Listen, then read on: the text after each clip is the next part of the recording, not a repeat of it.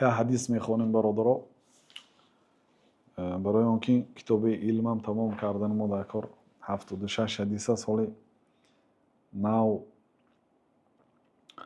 18 حدیث خوندیم.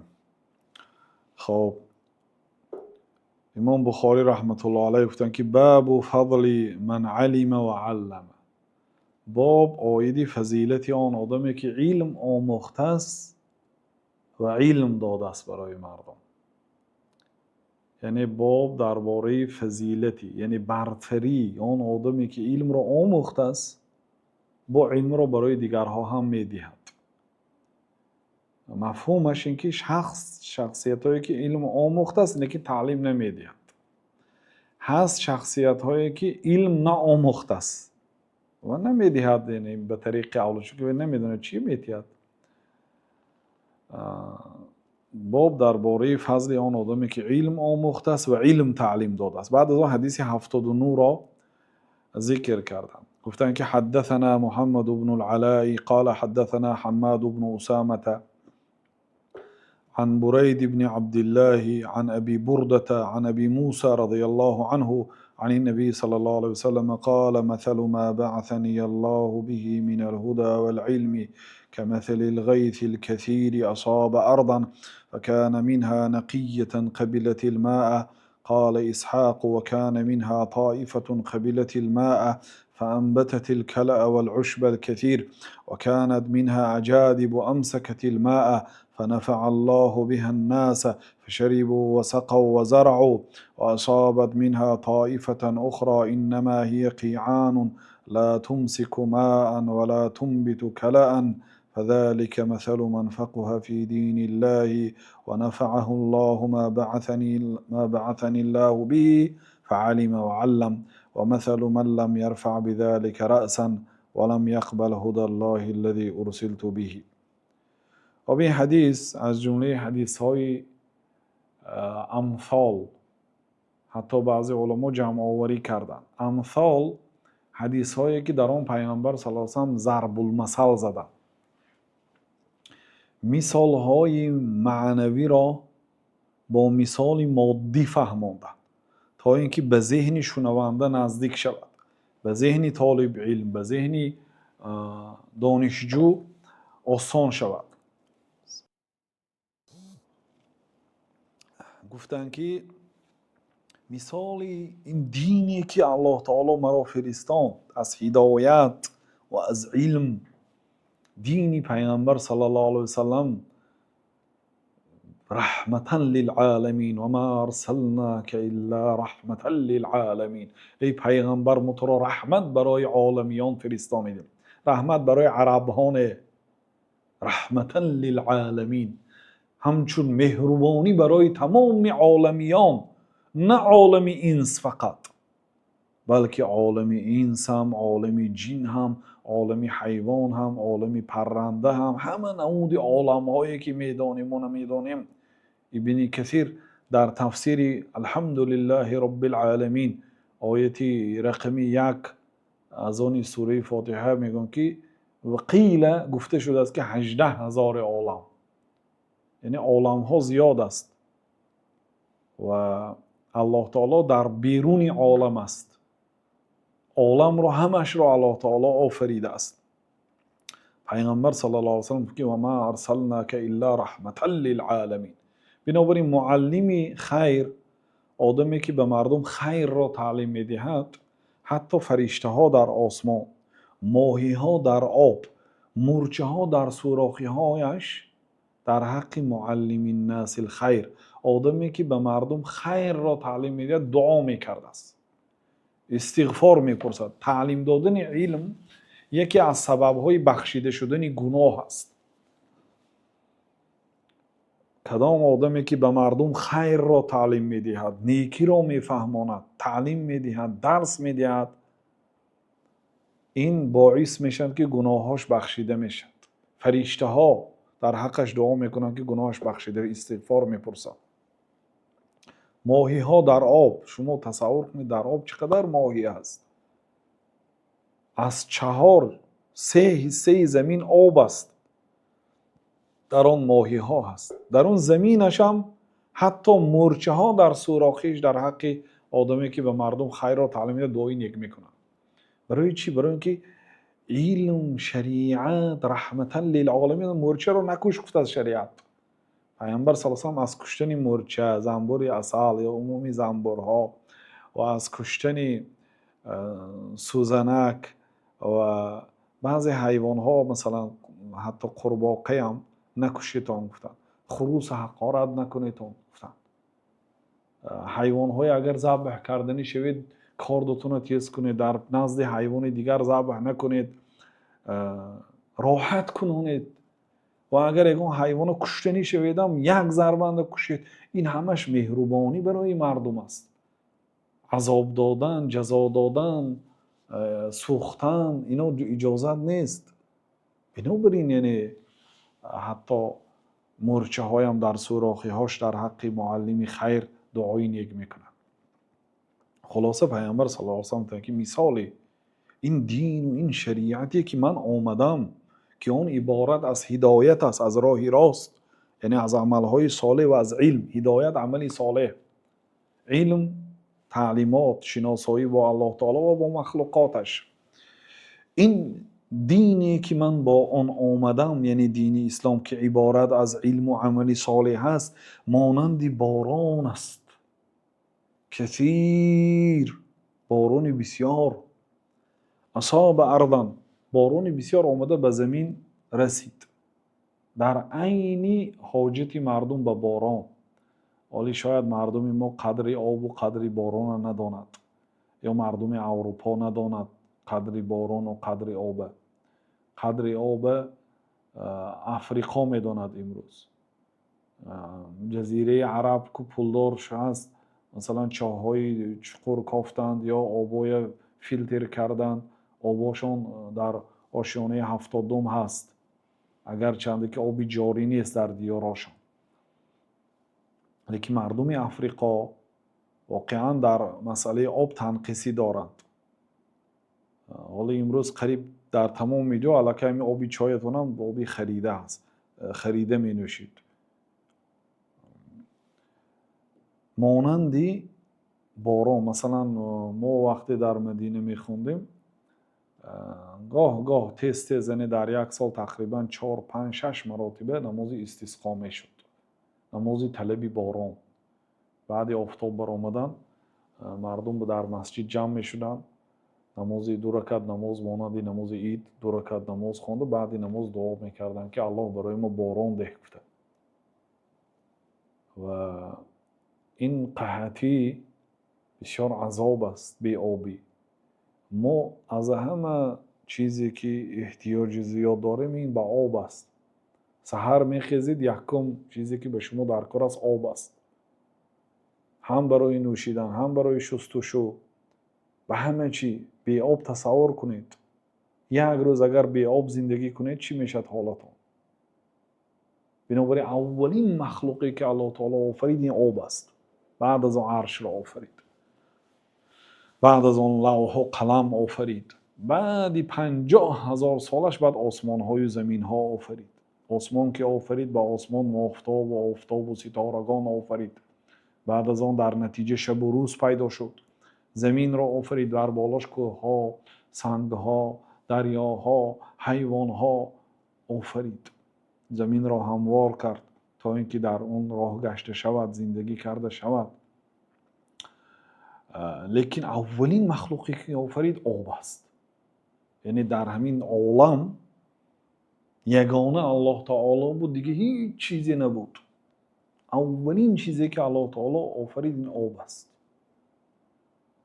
پیامبر صلی الله علیه و سلم میگه شریعتی که من با آن آمدم این مانند بارانی بسیار است. آدم ها به باران محتاج هستند. باران به انتظاری دعا استقبال میکنن، پیشواز میگیرن آمدنی باران. در بعضی کشورها اگر باران بارد عید میشد. باران بارد مکتب ها جواب میتین، کارخانه ها جواب میشد. باور کنید یک 2 روز 3 روز مثلا حالی باران نبارده است، 1-2 روز پیش الکی خبری باران میتین و خرسندی شروع میکنن. روزی باران بارید، روزی استراحت اعلام میشد. آدمی که آب ندیده است چی دانند جیحونیان قدر آب، زیبا ماندگان بپرس در آفتاب. آنهایی که در اطراف دریای امو دریا زندگی دارند چی دانند جیحونیان. جیحون این دریای امو در ترکمنستان هست. چی دانند جیحونیان قدر آب، زیبا ماندگان بپرس در آفتاب. قدر آب آنهایی که در آفتاب تشنه ماندن اونا میدونن. بنابراین از وقتی که اینو میگویم بعضی آدم‌ها نمیفهمند. آدمایی که سیراب است، آدمایی که قدر آب همیشه در لب آب جاری زندگی داره، اونا نمیفهمند. لیکن پیامبر صلی الله علیه و سلم مثال آوردن برای اینکه خودی مردم عرب که واقعا آبشون از باران بود، گفتن که دین من مثل باران است. به زمین آمد رسید بارانی بسیار، پس آدم ها رو به زمین تقسیم کردن، به زمین مانند کردن و شریعت رو به باران. یعنی مثال معنوی دین مقدس اسلامی معنوی هست، بنابراین روحانی میگن کو. و باران، زمین، اینا مثال های مادی هست. با مثال های مادی پیامبر صلی الله علیه و سلم برای نزدیک شدنش فهمانده سادیان که مثال دینی من مانند باران، مثال آدم ها در قبول این دین مثل زمین. به زمین باران آمد. بعد پیامبر صلی الله علیه و سلم گفت که فکان منها نقیه قبلت الماء. از بین زمین ها یک زمینی خوب، زمینی پاک. اسحاق در روایتش اومد که وکان منها طائفه قبلت الماء. از بین زمین یک طایفه زمین هایی هست که آب رو به خود قبول کرد، آب رو نوشید. آب رو نوشید یعنی شریعت رو قبول کرد، دین اسلام رو آموخت، علم گرفت. زمین آب رو به خودش نوشید میگن، یعنی به خودش کشید. خب یعنی که زمین هم اگر یک فقیر آب، یک ستیل آب به یک زمینی قاقی آب ندیده گریزید خیلی تیز میکشد به خودش. به یک زمینی نمی ریزید می ایستد آب. یعنی زمین هم برای آب حاجت دارد. وقت یک طایفه از زمین، یک قسمت زمین آب را به خودش کشید، گفتن فانبتت الکلأ والعشب الکثیر. غیر از اینکه آب را به خودش گرفت، با از خودش سبزانید گیاه ها، رستنی های زیاد، میوه ها، درخت ها به سبب آمدن باران روید. خب و کانت منها اجادب. و یک گروه زمینی بود، تا قسمت دیگری زمین امسکت الماء، آب نکشید برای خودشو، مانند کل ها آب نگاه داشت. آب کل زده، باران هایی که باردگی هست جمع شده ایستاد.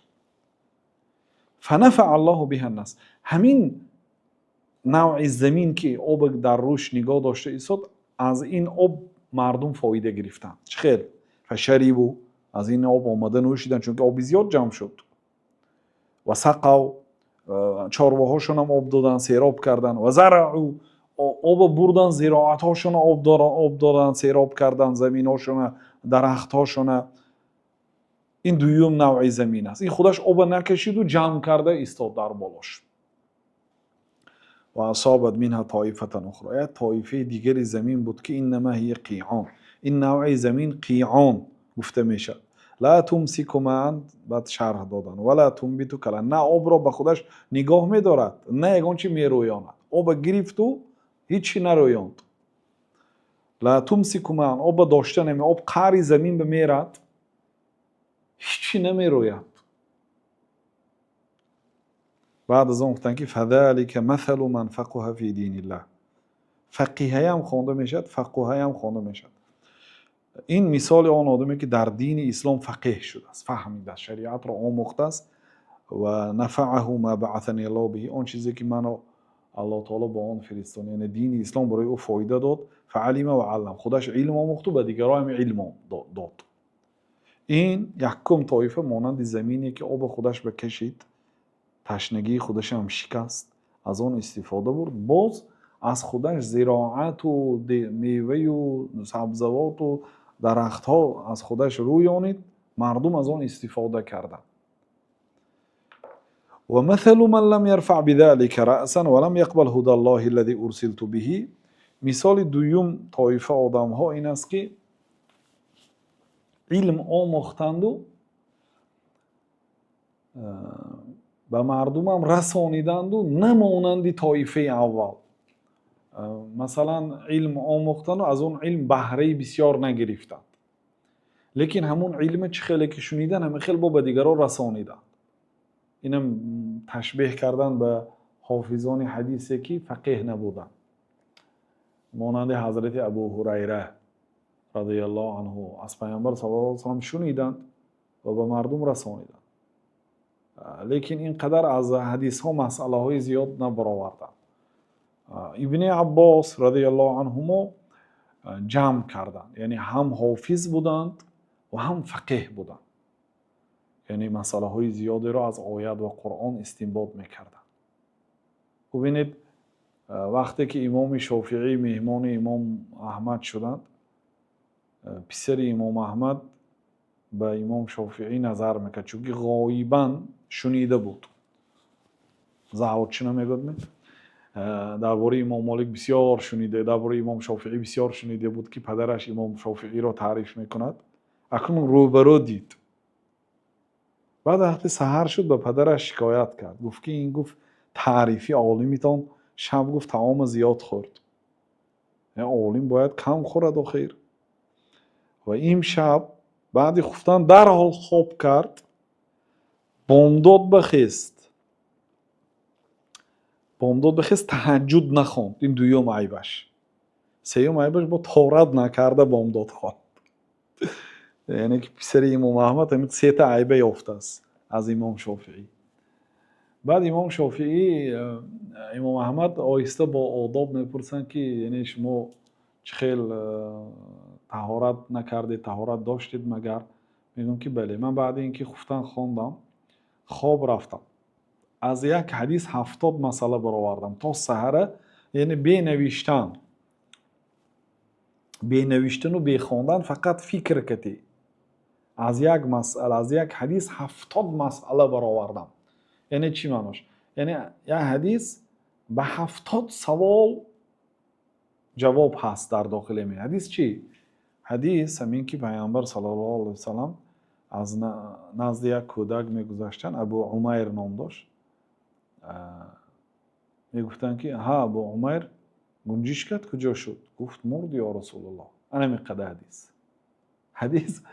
حدیث در صحیح بخاری و مسلم است. تصور کنید که امام بخاری همین حدیث روایت میکنه. بعضی آدم ها از محدث ها انتقاد میگرفتن که این محدث ها برای چی این خیلی حدیث هایی که فایده ندارد، عموما احکام شریعت در وی نیست، و برای چی ذکر میکنن؟ پیامبر صلی الله علیه و آله گذشته برفتین یک کودک میبینن ها ابو عمر گنجش کرد چی شد؟ گفت مرد یا رسول الله میگفت است. این چی در کار با شریعت؟ این برای چی حدثنا فلان عن فلان عن فلان عن فلان عن النبی صلی الله علیه و سلم گفته، یعنی که کاغذ و قلم و رنگ صرف کرده این می نویسن. این چی معنی دارد؟ گفته از محدثا انتقاد گرفتن. بعد امام شافعی از همین حدیث 70 مسئله برآورد. حدیث ابو عمیر ببینید، ای ابو عمیر کنجشکت کجا شد؟ گفت مرد یا رسول الله. خب چند فایده هاش ذکر میکنم.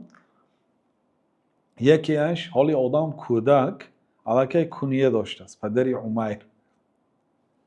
عمیر، یعنی حالی این خود زن نگران خودش کودک است، حالی به بلاغت نرسیده است، پدری عمیر. یعنی کنیه در آنها رایج بود. مثلا ما از همه آدمی که بسیارتر میشناسه مردم تاجیک، این ابو علی ابن سینا هست. ابو علی ابن سینا پدری علی، یعنی این کنیهش است، نامش نیست. نام ابو علی ابن سینا، ابو علی نامش نیست، کنیهش است. یا ابو عبدالله رودکی میگوییم، سردفتر ادبیات تاجیک. ابو عبدالله پدری عبدالله، یعنی که تاجیکی ما پنجکنتی کنیه که دیگه بزنی یکان چیزی بد نیست، این مال عرب های هم نیست. بعد ابو عبدالله پدری عبدالله، یعنی که کودک حال اینکه فرزند ندارد ابو عمیر گفتن. این یک فایده. یک تا مسئله که جایز بود است که آدم اگرچه فرزند نداشته باشدم کنیه میگیرد. مثلا حضرت مادر مومنه عایشه رضی الله عنها ام عبدالله بودن، مادر عبدالله بودن.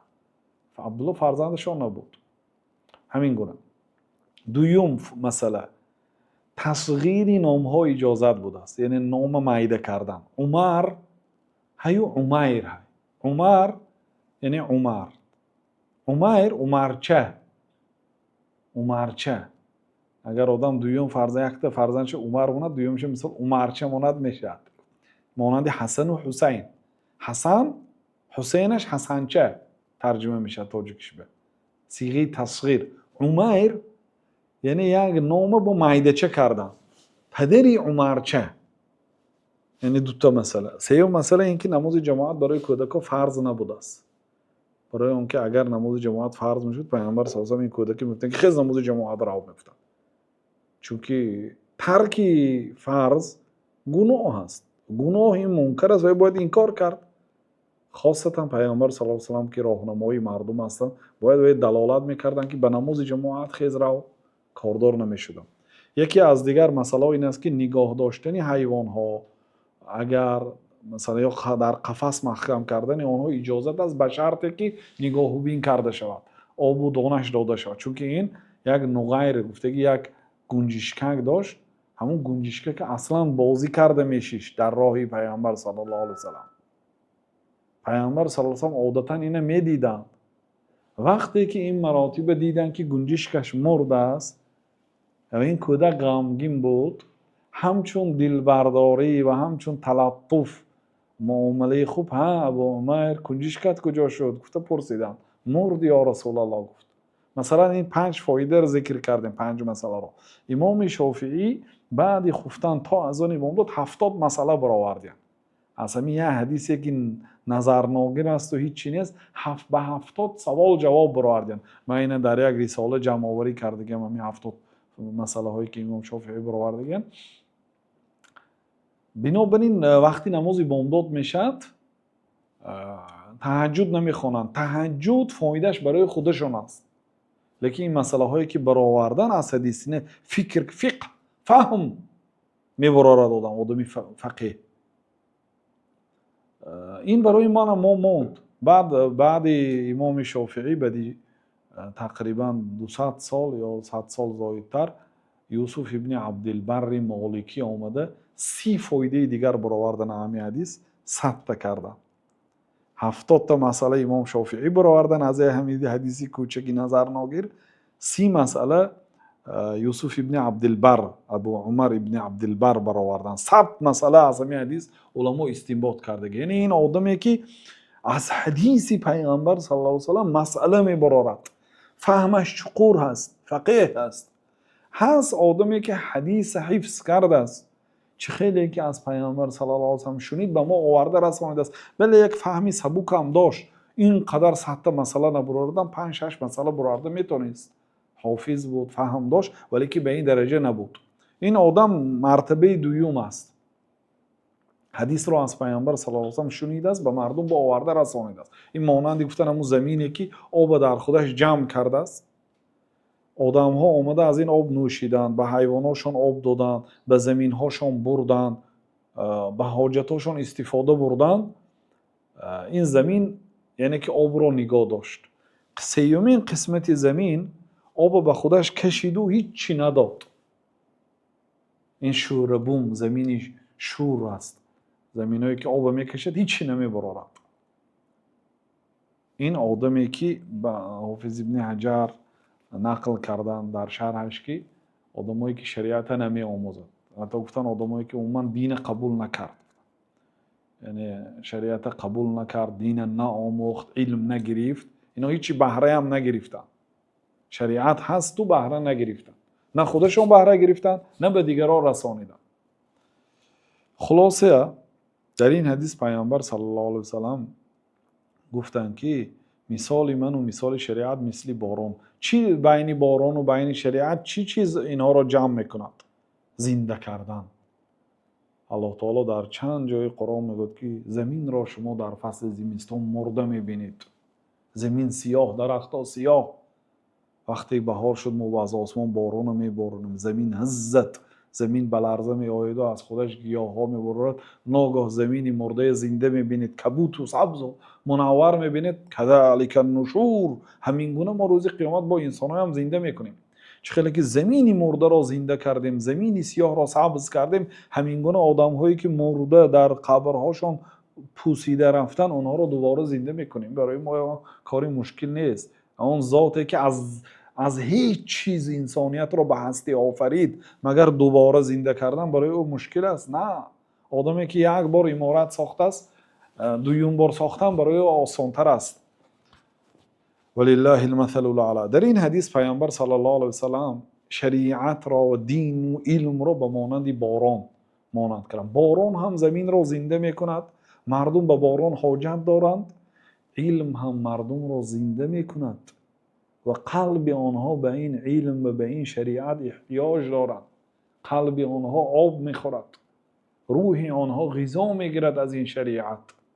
خلاصه این حدیث دلالت به فضل این دین مقدس اسلام که دین علم و دین عمل صالح است و این را به مانند باران که بر نفع مردم، بر نفع چارواها، بر نفع زمین هست مانند کردند و فضیلت آن آدمی که علم را آموخته، به علم عمل کرده، به دیگرها رسانیده است، فضیلت آن را بیان کردند. ما که در صدد کتاب علم هستیم و بیان مسائل علم و احکام علم هستیم، شریعت ما یگان شریعت مثل این دین مقدس اسلام به علم آموزی مردم را ترغیب نکرده است. با این اسلوب زیبا کسانی که از ابتدای درس توصیه میکنیم این کتاب علم به پرگی گوش کنید، بعد به شریعت خلاصه کنید، چگونه با اسلوب های عجیب شریعت مردم را به علم شوقمند میکند، ترغیب میکند، مردم را دعوت به سوی علم آموزی میکند و